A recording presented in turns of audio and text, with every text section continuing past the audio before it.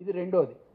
మూడో టిప్పు ఏంటి అంటే, ఈ ఆక్స్ఫర్డ్ యూనివర్సిటీ వాళ్ళు ఒక వర్డ్ లిస్ట్ తయారు చేశారు. ఒక పదాల జాబితా తయారు చేశారు. 3000 పదాలు, 5000 పదాలు, 1000 పదాలు ఇట్లా. సో 3000 పదాలు తీసుకొని అది మీరు నెట్లో కొడితే వచ్చేస్తుంది. ఆక్స్ఫర్డ్ 3000 ఇంగ్లీష్ వర్డ్ లిస్ట్ అని కొట్టండి, చక్కగా పీడిఎఫ్ వచ్చేస్తుంది.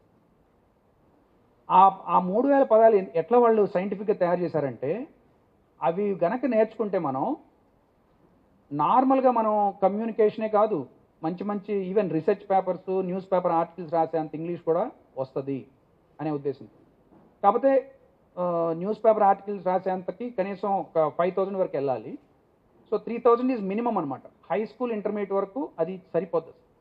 అంటే ఏంటి, చాలామంది అనుకుంటారు నాకు చాలా పదాలు అయ్యాయి, ఏంటంటే మీరు 3000 అన్నారు, 3000లో చాలా పదాలు నాకు వచ్చు. ఎస్, మీకు వచ్చు, అదే అక్కడ అడ్వాంటేజ్.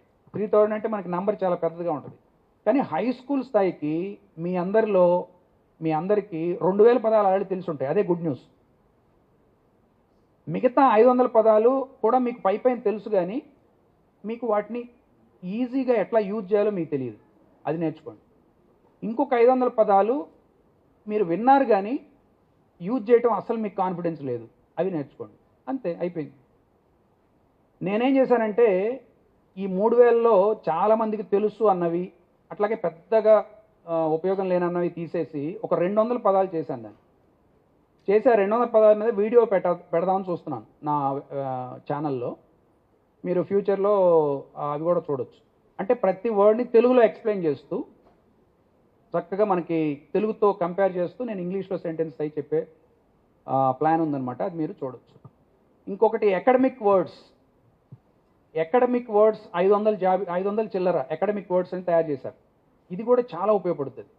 అంటే ఏంటి, రీసెర్చ్ పేపర్స్లో లేకపోతే ఫార్మల్ ఇంగ్లీష్లో ఉపయోగించే ఇంగ్లీష్ పదాలని వీళ్ళు సైంటిఫిక్గా చూసి ఏదైతే బాగా ఎక్కువ ఉపయోగపడుద్దో అనే ఉద్దేశంతో 560 పదాలని వాళ్ళు సపరేట్గా ప్రచురించారు.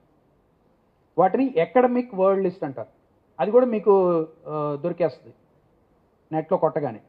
సో దాన్ని తీసుకొని దీనిలో ఈ 500 పదాల్లో నాకు రాని పదాలు ఏంటని టిక్ కొట్టుకుంటే 100-200 ఉంటాయి. ఆ 100-200ని మీరు డిక్షనరీలో చూసి లేకపోతే మొబైల్లో చూసి యూసేజ్తో ఏ సందర్భంలో ఎలా ఉపయోగిస్తారు అనేది నేర్చుకోండి.